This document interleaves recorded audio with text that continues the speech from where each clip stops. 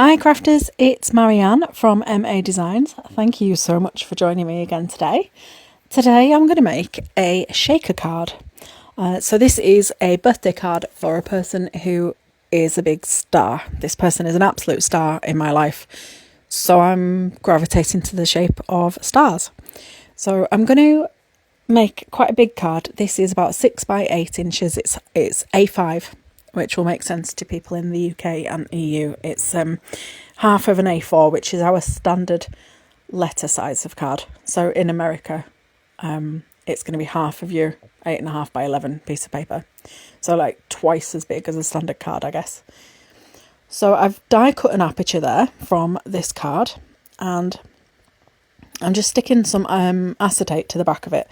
And I've just used a tape runner. Just a double-sided tape runner. It's no mess, not liquid. I like not using liquid glue when it's on acetate. I find if you use liquid glue, it kind of slides around a bit. So yeah, that's why I've used the dry tape runner there. And then I'm going to just give it a generous dose of anti-static powder. So it leaves loads of white marks, but don't worry, because this is the back of the card and no one's going to see it. This honestly looks like a real mess, but don't worry about it, because from the front, it looks absolutely fine. But I wanted to make sure it was anti-static because I'm going to put plastic sequins on the back and it'll cling to that plastic if you don't. So that's that. And like you say, you can't see that white powder from the front. So the other thing I've done is I've got loads of scraps of card out of my scrap box. I've got some blue and some purple and some teal and some bright pink. And I've cut loads of star frames. So I've got nesting star-shaped dies. And just put two neighbouring sizes of the dies next to each other. Lined them up as close as I can to parallel, but without measuring. I'm not into measuring. But I've just done it as close as I can to the naked eye and then just taped them together to make frames. So that's where I've got all of these from. And I've got a pre-bought card blank. So this is just from a craft shop. It comes with a matching envelope. It doesn't quite match exactly to the black card. The white card is ever so slightly bigger, but I'll just trim that later. That's absolutely fine. So I'm just measuring it up here to see what I'm going to have to do later on and make sure that I can get things in the right place on the card.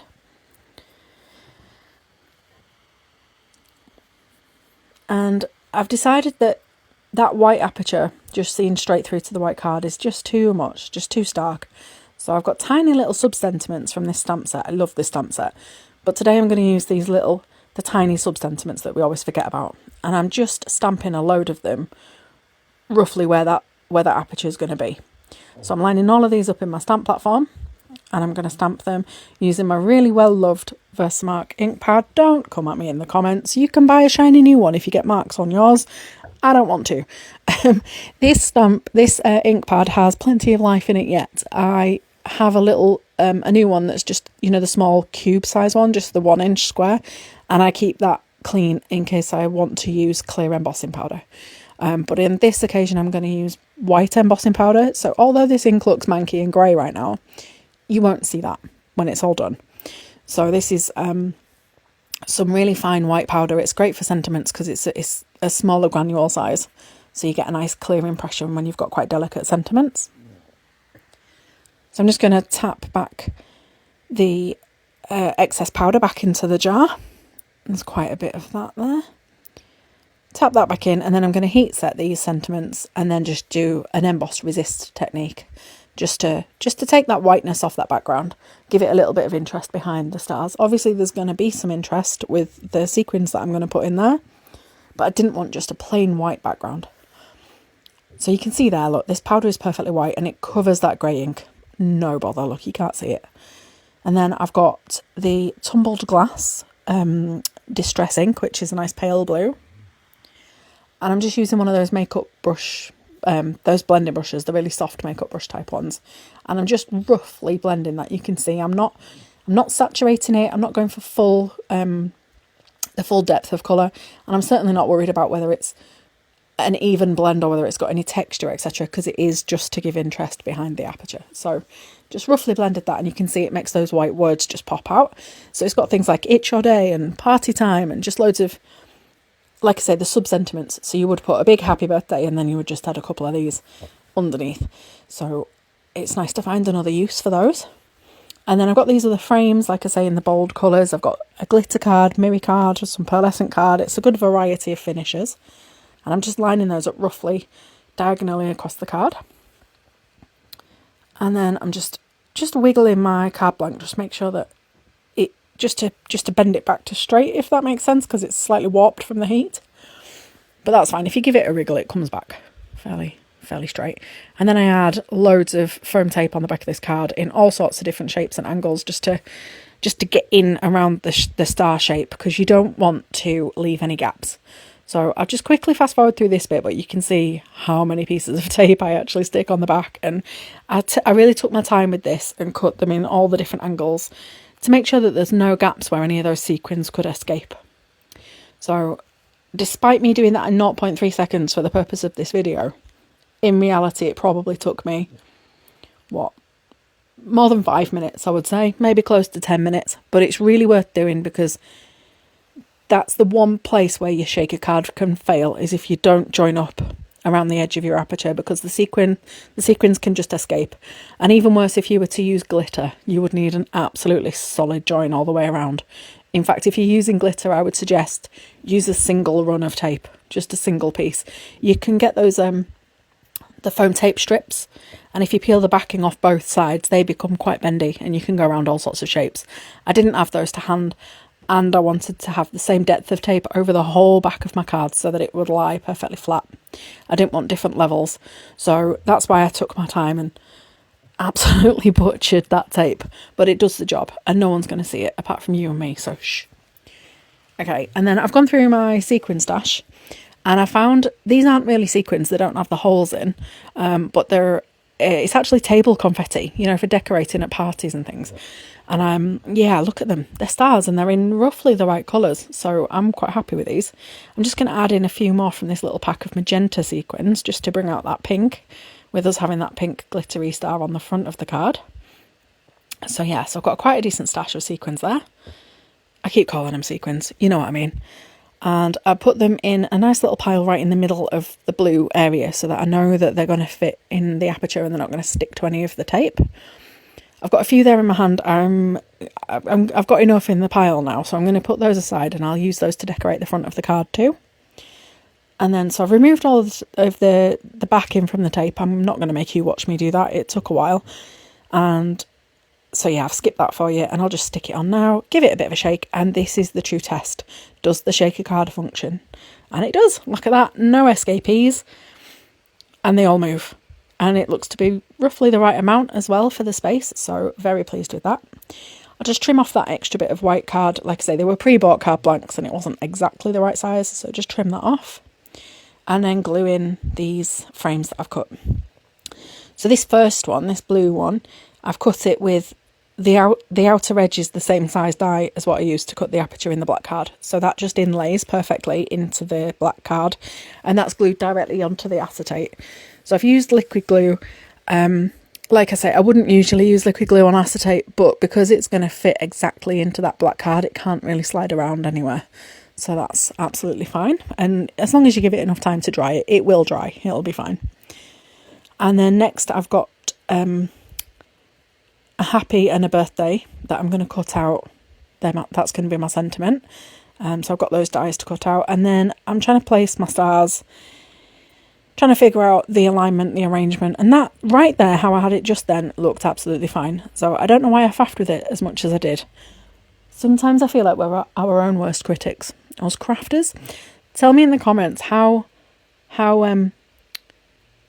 much of a critic are you? How critical are you of your own work? And yet, if you go on Facebook or Instagram or YouTube, you'll see other people's work and think, no, it's lovely, I don't know what you're fussing about. But when it's your own, it's never quite right, is it? And for whatever reason, I decide I've fallen out with that big turquoise star, that teal colour. Don't like it, it's too big. So I've got the centre from that when I've cut that frame out and thought, oh, that'll do. And then I play with a few of the other centres from the other cards and thinking, oh, I'll maybe have a couple of solid stars instead of just frames. And then I think, no, I'm going to get the die cutting machine out again anyway, because I've got to cut my sentiment. So I found the next size down of those black nesting dies that I think they were from X-Cut. It's a really old set of dies. And I've cut a smaller size of the teal colour, as well as cutting my sentiment. So it was just one more run through the machine. So it didn't take up too much extra time. And yeah, happier with that. I feel like it fits on the card better. And then I brought the purple one in and switched the order of the purple and the teal. And just glue those on. And for whatever reason, I don't really know, looking back on this video, I don't really know what difference it made. But I was much happier with it, with this smaller star. So I don't know what you think. I don't know if I was just fussing over nothing. But yeah, there we are. So I like it now. And I'm going to just take a couple of minutes here with my pokey tool and get all of these tiny pieces out of this delicate die. I love these dies. It's from Yana Smakula. I think it's called Yana's Scripty Sentiments. It's a few years old now, but I love them. As delicate as these are, I think they're really good. They're a really useful size and they kind of command a big card. You can use them on smaller cards too.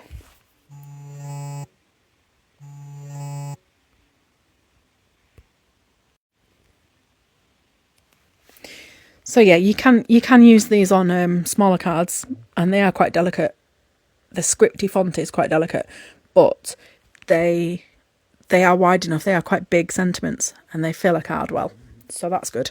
So even though this is a 6x8 card, these will hold their own. Now they're very delicate and I need to get some glue onto the back of them. I didn't plan in advance and I didn't put any double-sided adhesive on.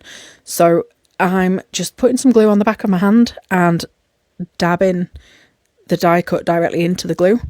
I find that is one of the easiest ways to only get glue on the back of the sentiment. If you try and use a nozzle that's not quite fine enough, you'll end up with it oozing out and putting too much on and making a mess. So I do it this way. Obviously, if you're the kind of person who does not want to put glue onto their skin, obviously don't. If that's something you don't want to do, you don't have to do what I do. You could use a spare piece of acetate or the backing from some stickers, you know, that sort of shiny paper that won't stick to that, then you can peel it off later. So yeah, but that's fine. I'll just leave that until it's dry and then peel it off, or it'll come off in the shower. And then I decide I want to place these remaining few star sequin things. I want to place those randomly on the front. And I thought, what's the best way to do it randomly? Because you always overthink it, right, if you place it yourself. So I just dropped them. I just got them in a pinch in a few of my fingers and I just dropped them onto the card from a few inches high and roughly glued them where they landed. You can see I've moved a few around where I really didn't like where they landed or where I wanted to fill a different gap or whatever. So I'm not sticking to my rules perfectly, but fundamentally these are being glued roughly where they land and I'm really pleased with how it turns out. I think it does look nice and random. Kind of looks like the shaker bits have escaped, even though we've gone to all that effort to not make them escape. It makes it part of the front of the card. It sort of brings those two elements together. So I'm really happy with how it's panned out. So I've glued a star just onto the dot of the eye there, and then just a few on the star frames themselves, again just to look like they've randomly landed there. And that's it. That is our finished shaker card. It turns out it wasn't that complicated after all. So there's the finished card. Look at it shake. So shiny. Thank you so much for watching me today. I hope you found this tutorial useful and I hope it inspires you to go and make a card that you thought was maybe too complicated. You can do it. Thanks a lot for watching. I'll see you next time. Bye.